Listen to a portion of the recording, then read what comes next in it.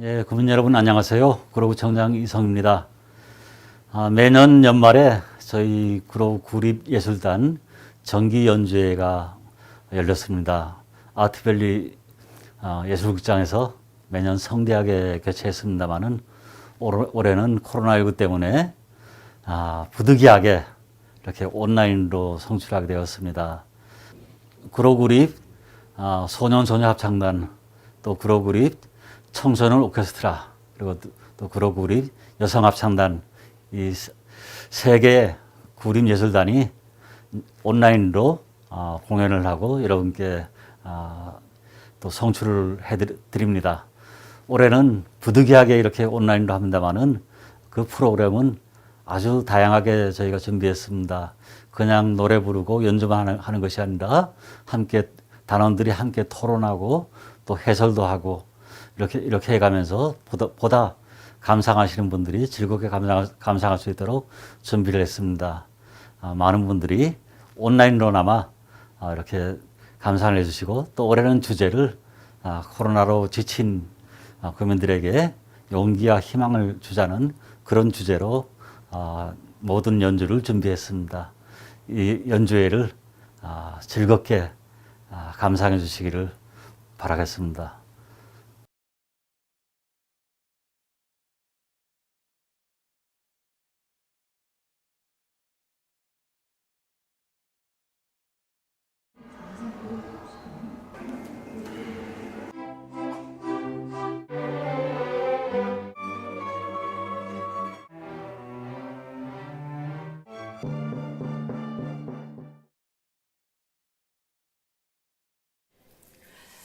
안녕하세요.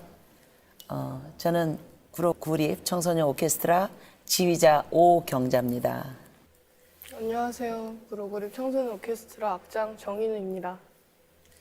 이렇게 올해는 코로나 전국을 맞아서 비대면으로 이렇게 영상 촬영하니까 좀 새롭네요, 경험이. 우리 청소년 오케스트라는 2012년 이성구청장님이 처음 만드셔갖고 벌써 횟수로 9년이 됐네요.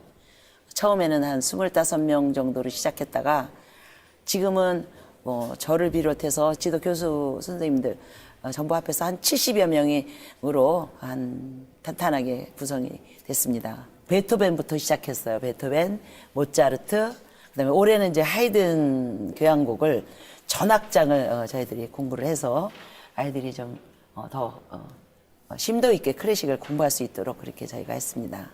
부족하지만 청소년들, 우리 초등학교 6학년부터 고등학교 3학년까지 있죠. 어떠니? 오케스트라? 저는 오케스트라 활동하는 게 너무 좋아요. 그러니까 같이 이렇게 많은 인원이 모여서 연주를 해볼 수 있는 기회가 많은 게 아니잖아요. 그래서 저는 참 좋은 것 같습니다. 네가 참 열심히 해, 제일. 우리 악장입니다. 우리 오케스트라 아이들이요, 공부도 잘해요. 공부도 잘하고. 왜냐면 오케스트라가 집중력이 없으면 안 되거든요. 그래서 정말 우리 단원들 보면 훌륭하다. 아직 어린데 그렇게 열심히, 인내심이 있어야 악기를 배우기 때문에 우리 청소년 오케스트라 애들 앞으로 계속 더 열심히 관심 가져주시고 발전되기를 기원해 주시고 큰 박수 부탁드립니다. 감사합니다.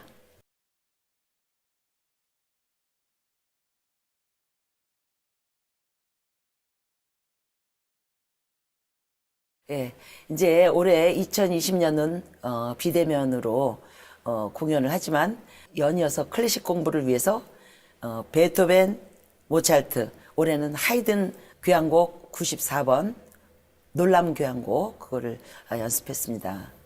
예, 어떻게 연습할 때 어땠니? 저는 연습할 때 이번 곡이 되게 하이든 특유의 발랄함이 잘 묻어나는 곡이라고 생각해서 이번 곡을 하면서 되게 그냥 연주하는 것 자체가 즐거웠습니다. 예, 그치. 이 곡은 하이든이 영국에 가서 있을 때 12곡을 교향곡을 작곡했는데 그때 만든. 근데 이제 그 귀족들이 멋진 옷을 입고 와갖고 알코올을 들고 오는 사람들도 있고 또 막 그러니까 막 코를 걸고 막 기분이 언짢았겠지. 하이든이 코도 걸고 막 숨소리를 크게 내면서 음악해 하니까 이제 음악에 집중을 안 하니까 좀 기분이 언짢아갖고 장난을 쳐보자. 뭐 이런 생각을 했던 것 같아, 하이든이. 근데 이제 보통, 이게요, 이제 강박, 빰빰빰빰, 이 악장이 이제 그런 게 나와서 그 주제곡이 이제 놀람 교향곡이 됐는데, 강박에서 이렇게 되면은 그렇게 덜 놀래, 그지? 점점 작아지고, 더 이 악장에서 들리지도 않게 하다가, 빵! 이게 전혀 생각지도 못할 때 아주 포르테시시모가 나와가지고, 그지? 어떤 여자가 졸도를 했대. 이거 에피소드가. 3악장은 어떠니? 3악장은 그 약간 민예. 딴딴딴딴딴 하는 춤추는 그 그런 느낌이지? 완전 춤곡 같은 느낌이 들어서 그치, 민요의 시니까. 그것도 할 때가 되게 경쾌해서 즐거워요. 연주를 하면서 춤을 추게 되는 느낌이라 응, 그렇지. 3악장을 제일 좋아합니다. 응, 그래. 참, 이 하이든의 그 천재성이 있어. 4악장은 어땠어? 4악장은 그러니까 제일 너무 마지막에 힘들었지 나오는데 빠르기도 빠르고 네. 그래서 힘들었긴 했어요. 진짜 대단히 했었어. 그냥 선생님이 막 욕심껏 막 빨리 가려고 하지. 우리 친구들은 막 빨리 하기가 어렵지.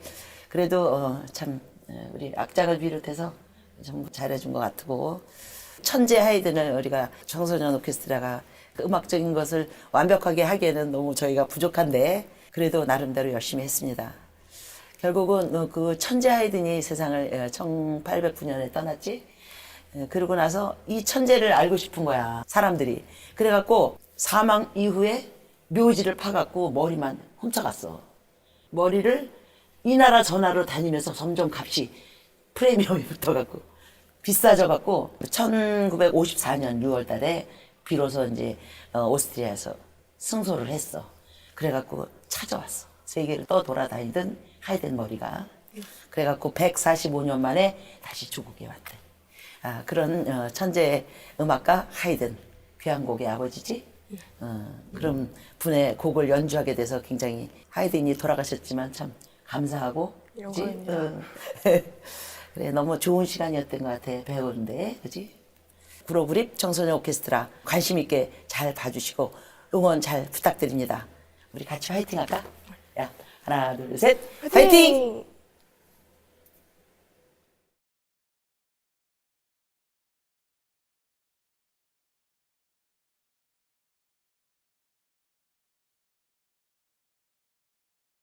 안녕하세요. 안녕하세요. 저는 구로구립 청소년 오케스트라 첼로 지도교사 이기훈입니다. 저는 구로그룹 청소년 오케스트라 첼로 수석을 맡고 있는 전채훈입니다. 첼로 수석. 네. 전치훈 씨. 네. 네. 수석입니다.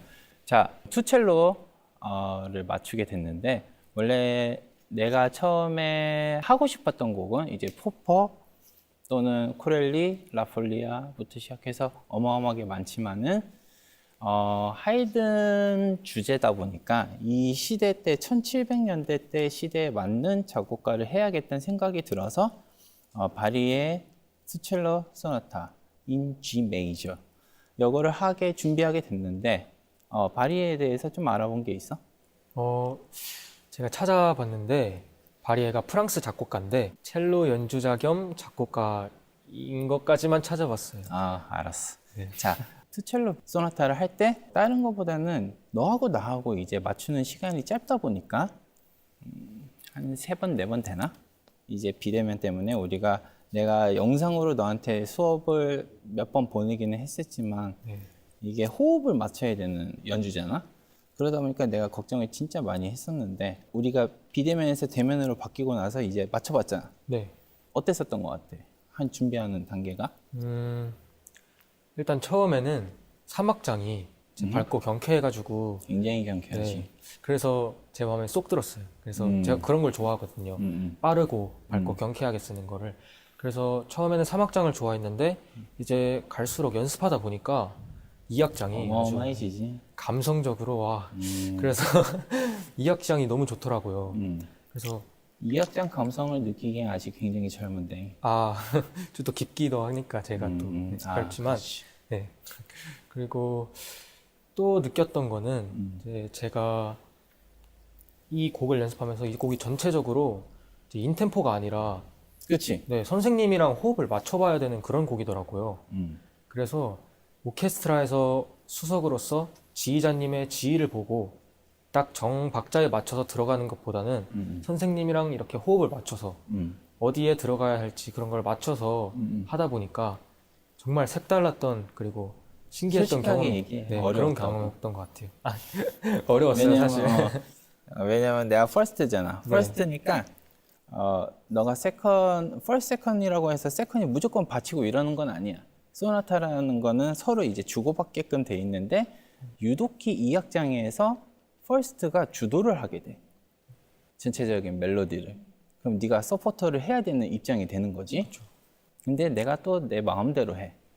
네. 그럼 맞추니까 힘들지. 맞아요. 색다른 경험이었을 거야. 난 근데 충분히 너가 할 수 있다고 생각을 했었었고, 너가 충분히 센스가 있는 애거든. 아, 네 악기 하는 거 보면 알아. 그래서 내가 우려했던 것 중에 하나는 소리 내는 게 솔직히 이 약간 바로크적인 성향의 사운드를 내기에는 굉장히 딱딱하다고 해야 되나? 너가 하는 스타일이 네 말대로 사막장처럼 경쾌하고 딱딱하고 뭔가 크고 좀 힘 있고. 근데 2악장, 1악장, 2악장 보면은 다 힘을 풀어야 되잖아. 3악장을 제외한. 그렇죠. 그래서 좀 걱정은 했었는데 대면으로 바뀌고 나서 너랑 좀 이렇게 릴렉스도 많이 해보고 나는 굉장히 너한테 큰 경험이 됐다고 나는 생각을 해. 솔직히 수석으로서 오케스트라를 하잖아. 앙상블은 앙상블이지만은 내가 이렇게 이 사람들하고 맞춰서 내가 소리를 뉘앙스를 맞춰서 라기보다는 지휘자의 리드에 따라서 그렇게 하는 거지만 이 투첼로를 내가 선택한 건 네가 그냥 서로 독주 악기 1대1로서 서로 네. 같이 맞추는 호흡에 이 정박자가 아닌 이 사람 호흡에 내가 맞춰서 또는 네 호흡에 내가 맞춰서 우리가 준비하면서 뭐 짧은 시간이었지만은 좋은 연주 결과가 나올 거야. 완벽할 수는 없어. 완벽할 수는 없지만은 그래도 서로 이 호흡이라는 게 이제 서로 맞잖아. 그러면 이제 연주하러 가볼까? 좋죠.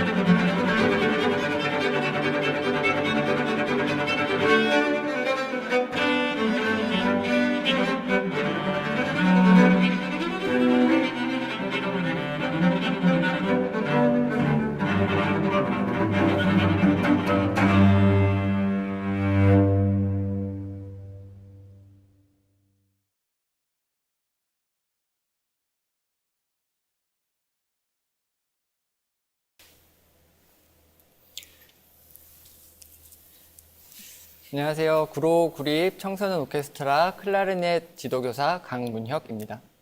안녕하세요. 1번 클라리넷을 맡고 있는 김정유입니다. 2번 클라리넷 맡고 있는 이예솔입니다. 안녕하세요. 2번 클라리넷을 맡고 있는 권예준입니다. 3번 클라리넷을 맡고 있는 정민주입니다. 4번 클라리넷을 맡고 있는 김우진입니다. 안녕하세요. 얘들아, 우리 이번에 정규 연주회 때는 하이든의 연주곡을 다 하기로 했잖아. 근데 이번에 심포니 94번에는 클라리넷이 편성이 없어. 그래서 이제 우리가 클라리넷 콰이어, 클라리넷 앙상블을 연주하기로 했잖니? 네. 근데 처음 클라리넷 앙상블을 연주하는 걸 텐데 연습을 하면서 아니면 뭐 각자 연습을 하면서 아니면 합주를 하면서 쉬웠던 거, 어려웠던 거, 느낌? 그런 거를 좀 얘기를 해볼까? 다 어려웠어. 다 어려웠다고? 다 어렵다 그러면 할 말이 없는데? 또! 오케스트라가 아니라 클라리넷만 하니까 너무 긴장이 좀 더 되는 것 같아요. 긴장이 더 되는 것 같아? 네. 우리끼리 하니까? 하긴, 그래, 뭐 사람들이 몇십 명씩 하다가 클라리넷만 모여서 하니까, 그치, 각자들 소리를 다 내줘야 되지. 사실은. 다 각자 파트가 다 있으니까. 또? 합주를 하다가 따로 하니까 더 뭔가 특별한 것 같아요. 더 특별한 것 같아? 네. 그럼 앞으로 기회가 되면은 계속. 아니요. 알았어. 자, 그러면 우리 하이든의 디베르티 멘토라는 곡을 하게 되는데, 간단하게 하이든에 대해서 잠깐 알아볼까? 그러면 하이든의 별명이라고 해야 되나? 네. 그게 뭘까? 그럼 먼저 그 음악의 아버지는 누구니? 바흐. 그치, 그거 다 아는 거지. 음악의 어머니는? 핸델. 그치, 그런 것처럼 하이든도 그런 거에 이제 뭐 별명처럼 이렇게 붙어 있는 게 있는데, 그건 뭘까?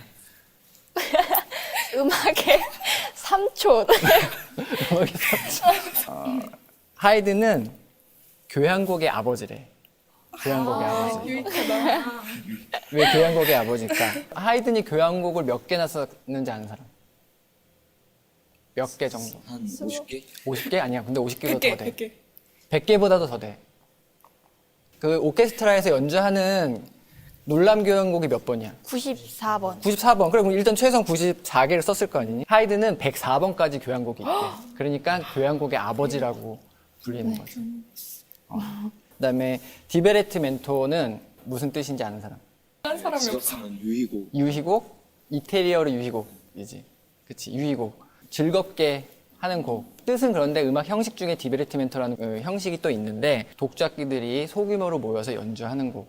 그리고 이제 보통 중세 18세기 중반 이후에 그 귀족들이 모여서 식사하는 자리나 이런 자리에서 그냥 옆에서 편안하게 연주했던 곡이라고 하더라고. 자, 우리 그러면 작곡가랑 곡에 대해서 간단하게 알아봤으니까 이제 연주를 시작해 볼까? 고고씨.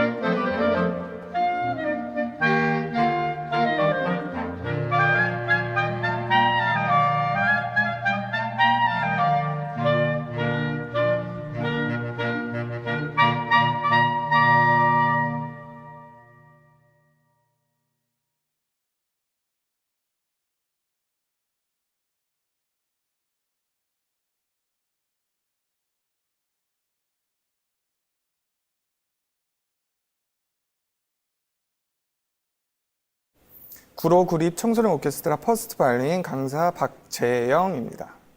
퍼스트 바이올린 이서민입니다. 저는 김나연입니다. 저는 최다인입니다. 우선 우리가 놀람 교향곡을 준비하고 있잖아. 하이든에 대해서 많이 알고 있어?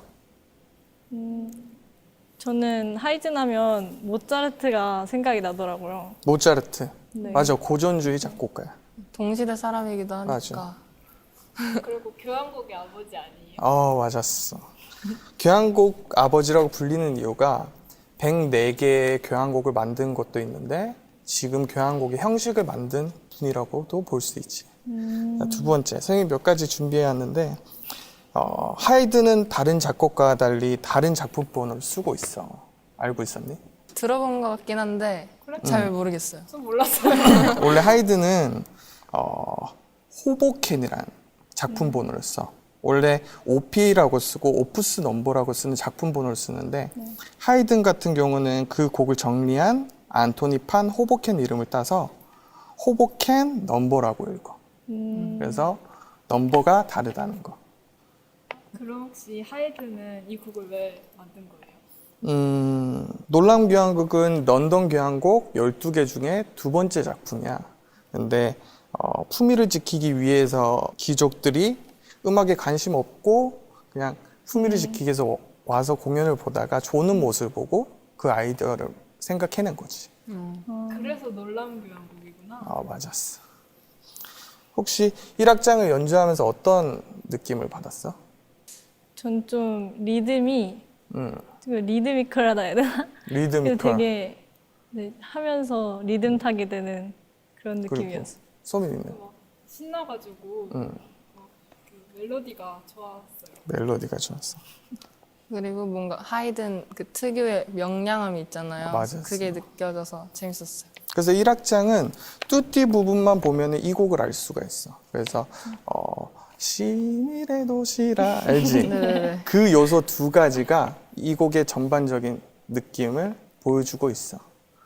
그리고 마지막 이제 퍼스트 바이올린의 고2 학생들이잖아. 그렇죠. 혹시 내년에 어떤 하고 싶은 곡이 있어? 저는 계속 말씀드렸었는데 항상 있었어요. 저 지브리 OST 모음곡 하고 싶어요. 그거가 진짜 좋거든요. 그리고 엄청 많아요. 그래? 그럼 다른 친구들은? 근데 저희 셋 다 항상 같이 매년 좀 OST 하고 싶다. 뭔가 좀 얘기를 많이 해가지고 다 알고 좀 재밌는 거 그런 천공의 성 라퓨타 우리가 네, 했던 우리 그런 했었잖아. 네, 그런 느낌. 모아가지고 하는 거. 모아서.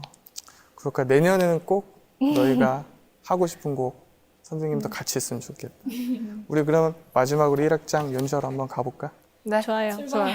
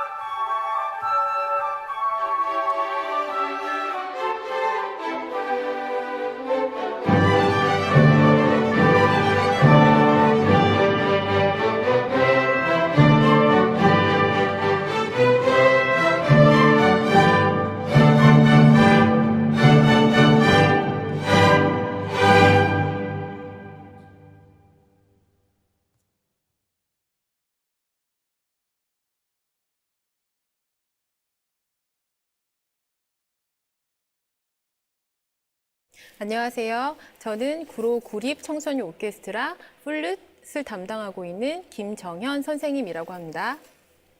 안녕하세요. 저는 플룻을 맡고 있는 이혜지라고 합니다. 네, 오늘은 저희 하이든 교향곡 94번에 대해서 얘기해 보려고 하고요. 그 중에서도 2악장에 대해서 얘기해 보려고 합니다. 혜지야, 오늘은 우리 하이든 94 교향곡에 대해서 얘기를 나눠보자. 네. 우리 94 교향곡을 할 때, 94번 교향곡을 연주할 때 어떠한 감정을 느끼는지 얘기해 볼까요? 일상적인 생활에서도 많이 들어봤던 음악이라 제가 연주하면서도 재밌게 연주를 했던 것 같아요. 네, 그렇죠. 익숙하게 우리 주변에서 많이 들을 수 있는 교향곡이었죠. 혜지에게 익숙한 멜로디는 아마 2악장이 거야, 네. 그렇지? 그렇다면 우리 94번의 별명을 알고 있니? 놀람 교향곡이요.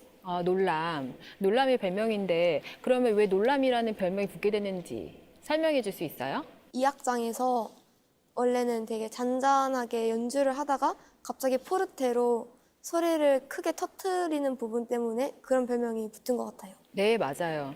우리 어떠한 크레센도나 전조 현상 없이 갑자기 피아니시모로 연주하다 갑자기 빵 하고 포르티시모로 연주를 해서 놀란 교향곡이라는 별명이 붙게 되었다고 하고요. 이것은 그 하이든 놀란 교향곡이 초연됐을 때 연주했던 그 오케스트라 단원 중에 플루트 연주자가 그렇게 불렀다고 해요. 우리 놀람 교향곡에 1화가 있어요. 특히 2악장. 그렇죠? 2악장에 대한 1화가 있는데 혹시 알고 있나요? 잘 모르겠어요. 네. 그 하이든이요. 연주회장에서 우리 청중들이 많이 클래식 음악을 듣다 보면 졸기도 하잖아요. 그러한 청중들을 또 숙녀들을 깨우기 위해서 그런 포르테시모를 사용해서 놀란 교향곡을 만들었다는 일화가 있습니다. 네. 자, 그리고 덧붙여서 얘기하자면 이 하이든 94번 교향곡이 초연이 되었을 때 런던에서 초연이 되었거든요. 근데 모닝 헤럴드라는 신문에 이런 기사가 실렸다고 해요. 하이든 94번 교향곡, 놀란 교향곡은 놀랄 만큼 단순하지만 확장되어 있고 광대하고 그 효과는 매우 충격적이다. 이렇게 표현을 했다고 해요. 그리고 평론가들의 갈채가 정말 풍성하고 열렬했다고 합니다. 네. 혜지와 선생님은 플룻을 연주하잖아요. 그렇죠? 94번에 우리 사용된 악기들에 대해서 한번 얘기해 보고 싶은데, 네. 일단은 플룻은 목관악기에 속하죠. 목관악기에는 어떤 악기가 사용이 되었나요? 플룻이랑 오보에랑 바수은이요. 네. 클라는 없나요? 클라리넷은 없어요. 네. 정말 특이한 점인데 이 하이든 94번 교향곡에는 클라리넷이 사용되지 않았어요. 그렇다면 금관악기에는 어떤 악기가 사용되었나요? 트럼펫이랑 호른이요. 네, 맞습니다. 호른과 트럼펫이 금관악기로 사용이 되었고 그 관들은 모두 2명씩 2관 편성으로 악기가 편성이 되어 있다고 합니다. 자, 이 악장의 템포는 어땠어요? 안단테로 느렸어요. 느렸군요. 자, 그렇다면 우리 이 악장 안에 있는 멜로디, 그 갑자기 빵 하고 터지는 그 포르테시모 때문에 우리 놀란 교향곡이 되었다고 했는데요. 이 악장이 나타난 그 하이든 특유의 그 위트와 유머러스함을 하이든은 어떻게 표현을 했을까요? 어떠한 방식으로? 일반적으로 있는 강약 조절이 아니라 뒤쪽에 포르테를 붙여서 강약 조절을 좀 독특하게 한 점이 하이든의 음악을 더 재밌게 해준 것 같아요. 그렇군요. 맞아요. 하이든은 끊임없이 대비되는 포르테 피아노의 악상을 이용해서 그것을 반복함으로써 그만의 특유의 위트를 표현했고요. 그리고 또 스포르잔도를 사용했어요. 잦은 스포르잔도를 사용해서 리듬감에 포인트를 주는 그런 표현들을 만들어냈습니다. 또한 우리 이 악장에는 특별히 또 하이든이 변화를 주기 위해서 변주 방식을 사용했어요. 변주라는 것은 주요 멜로디 딴딴딴딴딴딴딴 이 멜로디를 가지고요. 8분 음표로 이루어진 멜로디를 16분 음표로 바꾸기도 했죠. 딴딴딴딴딴딴딴딴딴딴 그렇게 바꾸기도 했고 또 갑자기 메이저에서 마이너로 그러니까 장조에서 단조로 바꿔서 분위기를 또 다르게 만드는 그런 변주 방식을 통해서 이 악장에서 그만의 위트와 또 유머러스함을 표현했다고 합니다. 네. 그렇다면 한 가지 물어보고 싶은 게 있는데 혜진은 그 하이든 이 악장을 연주하면서 어려웠던 점? 아니면 하이든 전반적으로 그 94번 교향곡을 연주하면서 어려웠던 점은 무엇인가요? 높은 음에서 피아노로 소리를 내기가 어려운데 하이든 교향곡에서는 그런 부분들이 많아서 힘들었던 것 같아요. 무슨 말인지 알 것 같아. 하이든이 포르테 피아노의 대비를 많이 썼기 때문에 고음에서도 피아노를 연주해야 될 일들이 되게 많았잖아요. 선생님도 매우 어려웠어요. 이 악장 마지막이 다른 곡들 작품들과 틀리게 피아니시모로 조용하게 끝나잖아요. 네, 그래서 그것들을 소리를 작게 마무리하는 것도 어려웠을 것 같고요. 하지만 가장 중요한 게 하이든에서는 악상의 대비가 가장 중요하기 때문에 그걸 표현하도록 노력하면서 우리가 연주를 했었죠. 네.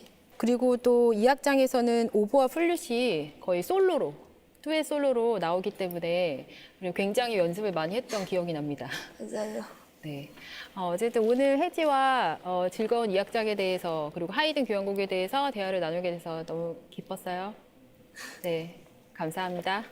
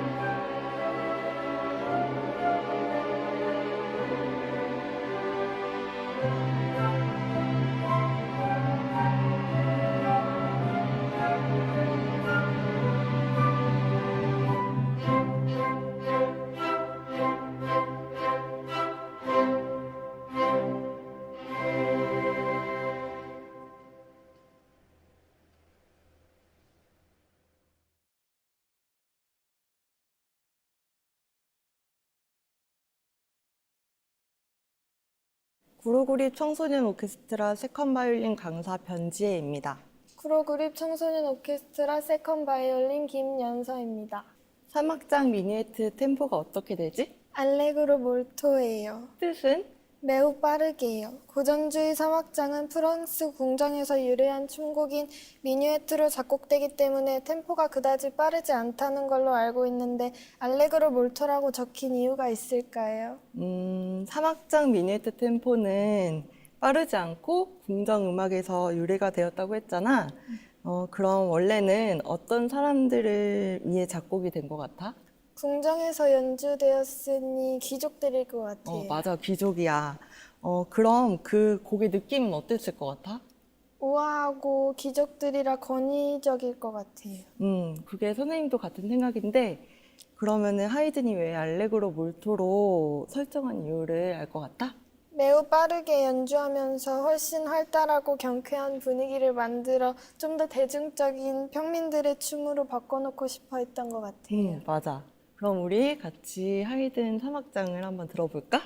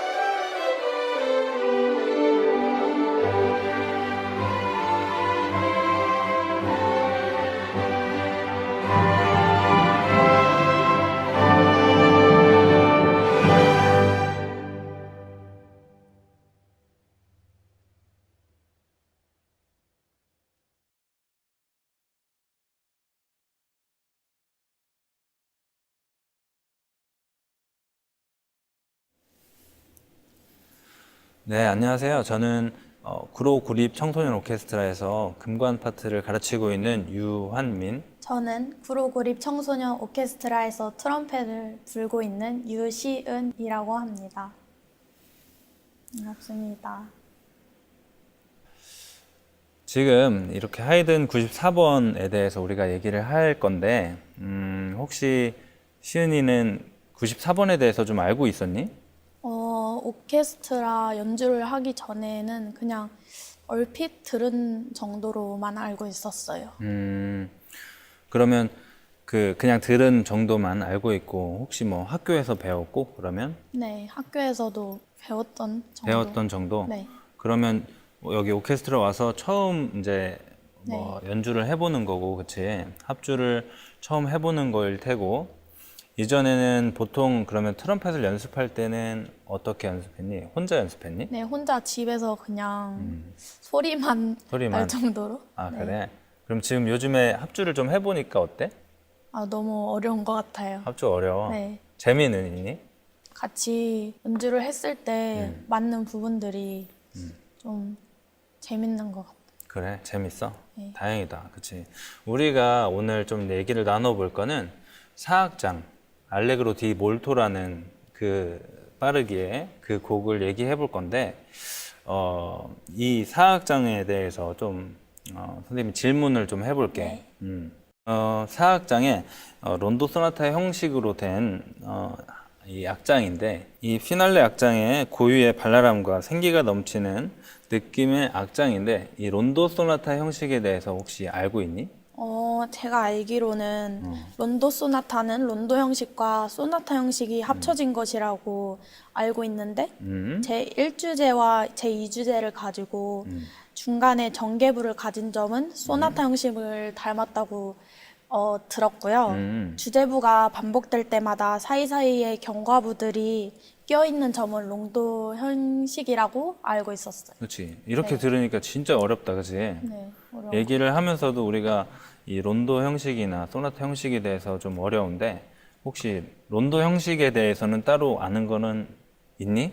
아니요, 제가 론도 형식은 잘 모르겠어서 혹시 선생님이 그래? 설명을 좀 해주시죠. 선생님도 잘 몰라가지고 이번에 좀 선생님도 좀 공부를 했거든. 그래서 론도 형식에 대해서 얘기를 좀 해주면 A, B, A, 또 A, C, A, B, A 이런 식으로 이게 구성이 되는데, A는 론도 주제이고 B하고 C는 부주제라고 이제 얘기를 하더라고. 근데 이렇게 얘기를 하면 또 어렵잖아. 그래서 합창을 가지고 선생님이 설명을 하면 솔로 파트하고 합창부하고 이렇게 나누어서 얘기를 하면 A는 합창이고, 그리고 B하고 C는 솔로 파트, 그 혼자 노래를 하는.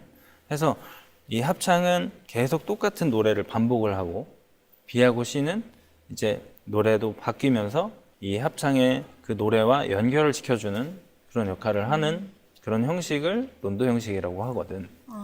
그래서 음악을 조금 더 잘 이해를 하고 많이 공부를 해야 이 형식에 대해서 이해를 좀 더 하기 쉬울 거야.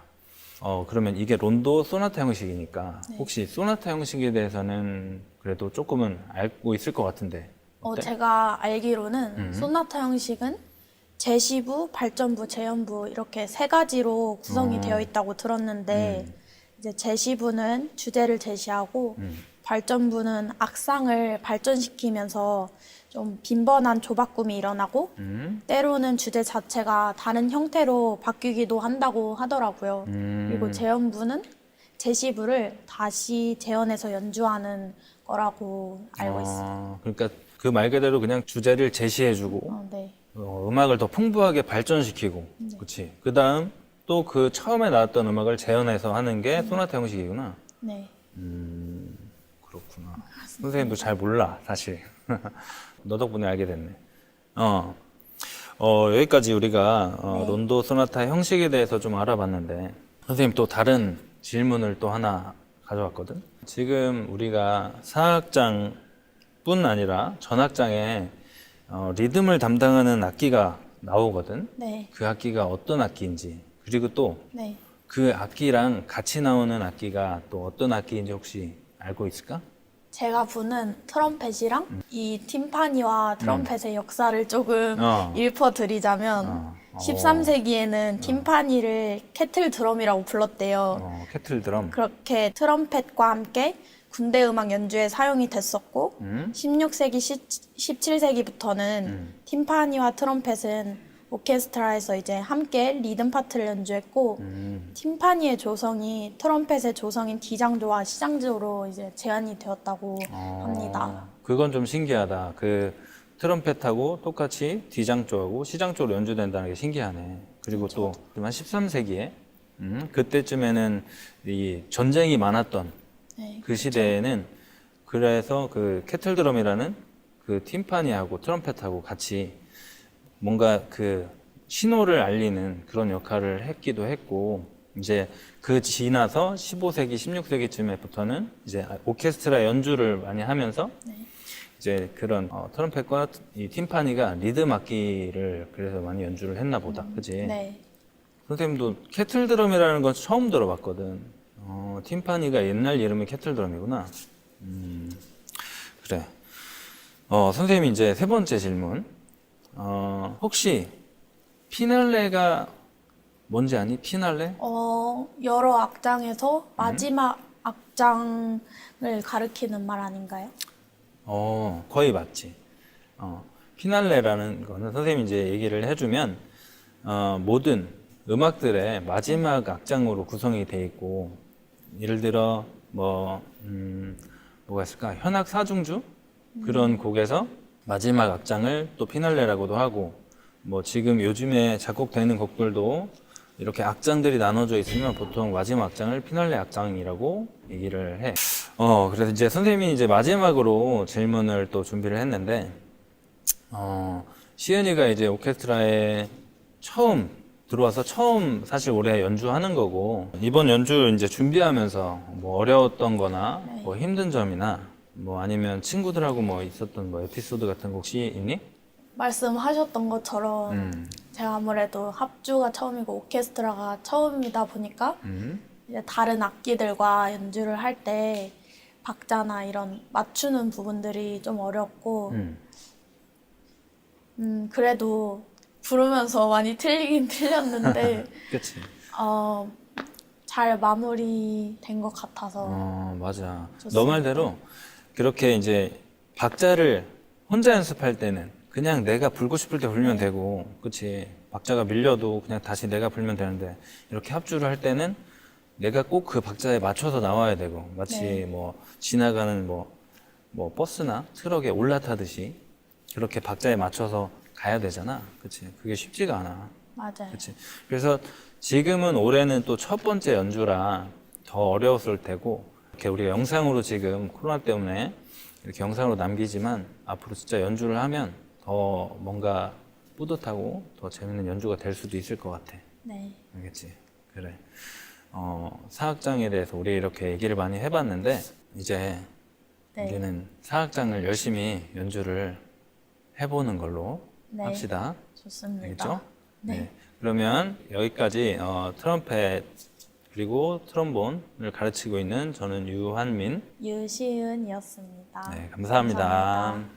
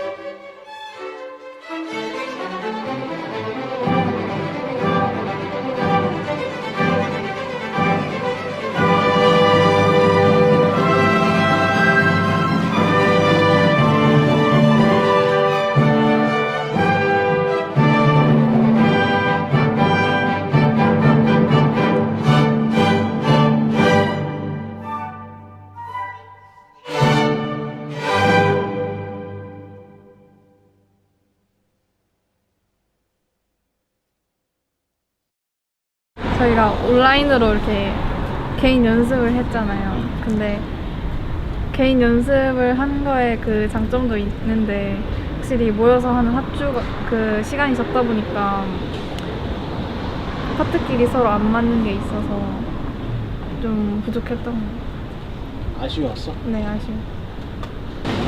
저는 2악장.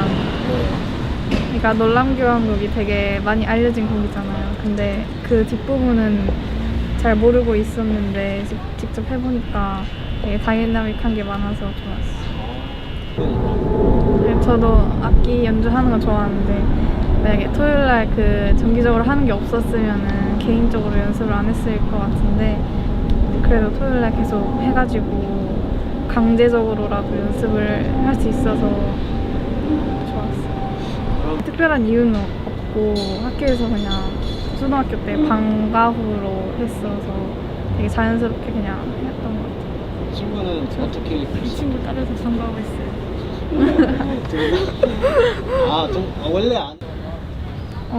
확실히 그 공연을 하면은 앞에 관객들이 있잖아요. 근데 그게 없어서 솔직히 편하기는 했는데 그래도 있어야지 약간 연주할 맛이 나서 있었으면 좋겠고 연습도 자주 대면으로 할 수 있었으면 좋겠어요. 알겠습니다. 고생했습니다. 좀 불안정도 했고 좀 많이 떨렸어요. 많이 떨렸어? 왜냐면 그동안 연습을 조금밖에 못했으니까 실전에는 좀 약한 편이거든요, 제가. 그래가지고 저는 2악장이 제일 쉬워서 좀 편하게 했어요. 2악장이 쉬웠어. 네. 좋았던 건 아쉬웠던 거. 아쉬웠던 거는 연습을 좀 더 할까라는 후회감이 생겨요.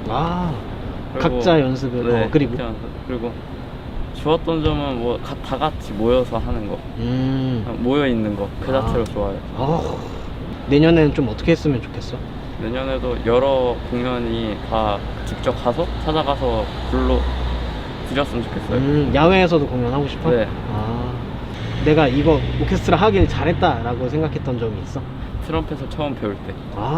왜? 트럼펫을 원래 좋아했어? 아니, 처음에는 잘 모르고 그냥 부모님이 여기 들어가는 게 어떨까라고 하셔서 그냥 들어간 거였는데 하다 보니까 재밌는 거예요. 그래가지고 계속 배우다가 끝없이 배우다가 지금도 이렇게 온 거 같아요.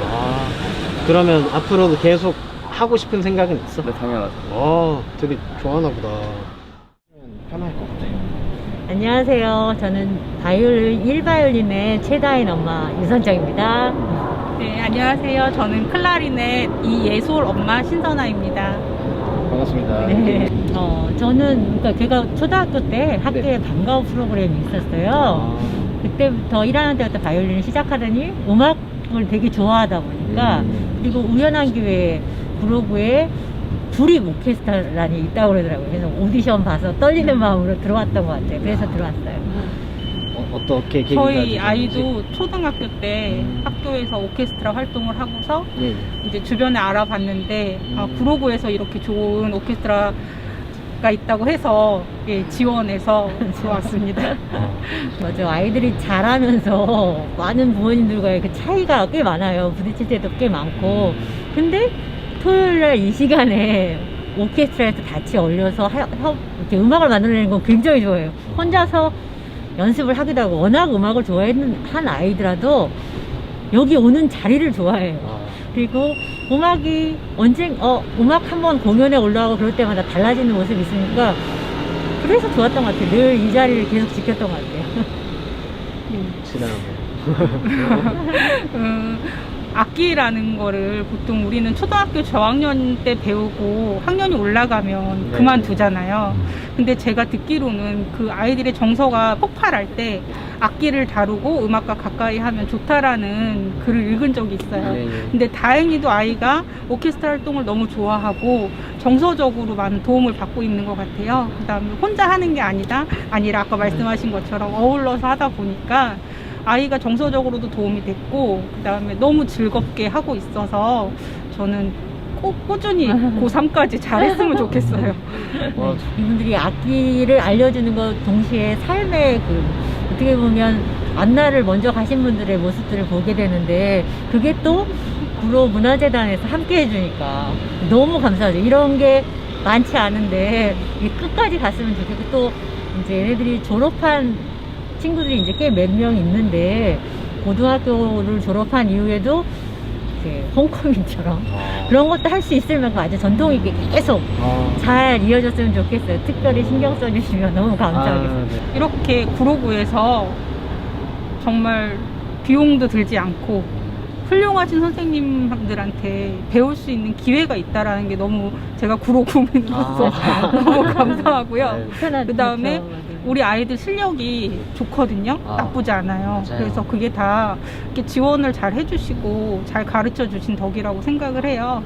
그래서 힘드시겠지만 꾸준히 잘 이 구로 오케스트라가 유지될 수 있도록 같이 다 협력했으면 좋겠어요. 좋은 말씀 감사합니다. 네. 고맙습니다. 고맙습니다.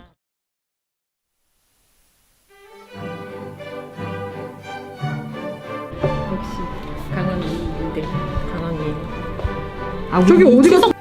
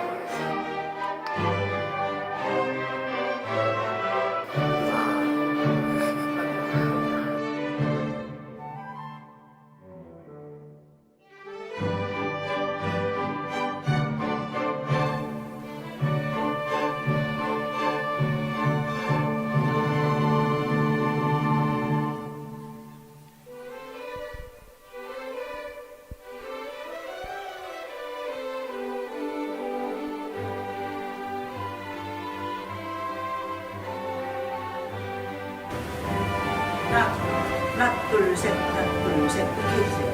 하나, 둘, 셋, 둘, 셋, 두 번.